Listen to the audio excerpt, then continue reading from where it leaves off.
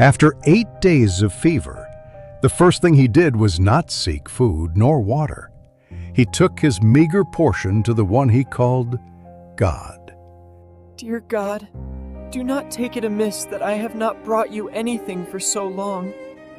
I have been ill.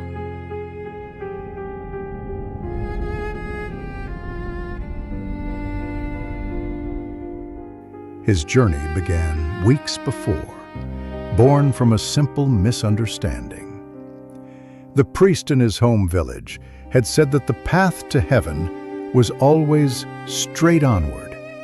And so he walked, not in metaphor, but in fact. Over hill and valley, he walked a straight line, which eventually led him here.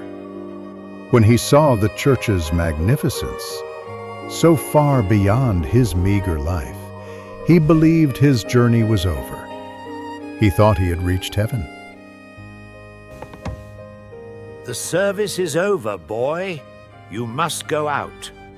No, I will not go out again. I am glad to be in heaven at last. The priest was told of the child who believed he was in heaven. Seeing a strange, simple purity in him, he decided to let him stay. If you are to stay, child, do you have any inclination to work for your keep? Yes, I am accustomed to work, but I will not go out of heaven again. And so he stayed. He watched people pray to the wooden statue of Our Lady and the child. To him, this thin, carved figure was the good God. And seeing its frail form, he projected his own lifelong hunger onto it. Dear God, how thin you are. They must let you starve.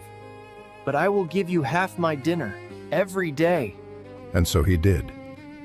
Every day, the boy brought half of his meager meal to the image, and to him, the image began to enjoy the food. After a few weeks, a strange rumor spread. People remarked that the wooden image seemed to be growing, larger, stout, and strong. The priest, unable to understand it, decided to watch. He hid himself in the shadows of the pews and saw the boy's quiet ritual. Then, the boy's body, given little to sustain it, failed him. He became ill, and for 8 days could not leave his bed. Dear God, forgive me for not bringing you anything for so long, and I've been ill and unable to rise. And then, in the echoing silence of the church, a voice seemed to answer him from the wood. I have seen thy good will. That is enough. Next Sunday thou shalt go with me to the wedding. The boy, overjoyed, told the priest what he had heard. The priest, wrestling with what he thought he witnessed, needed to know more. A wedding?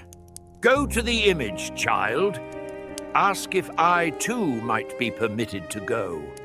The boy did as he was asked, but the invitation was not for the priest. No. Thou alone. Thou alone. Then you must be prepared for such a journey to the eternal wedding. You must receive the Holy Communion.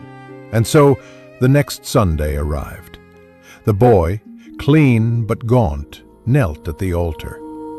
His face held no fear, only anticipation.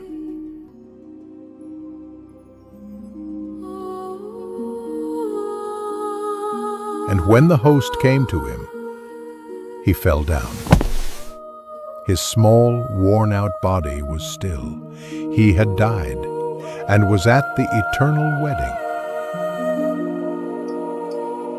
And so he left behind a world too small for his faith. Whether he was a saint welcomed into heaven or a lonely child lost to a final, beautiful dream, only the silent wood of the statue knows for certain.